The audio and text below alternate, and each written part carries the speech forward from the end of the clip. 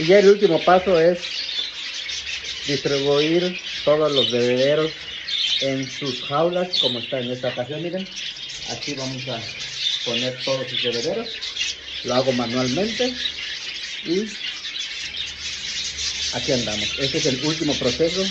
Toda esta labor tenemos que hacer en un día de limpieza, crianza de nuestras aves. Saludos y compartan. Somos Javier Isaac. Espero les haya gustado nuestro contenido.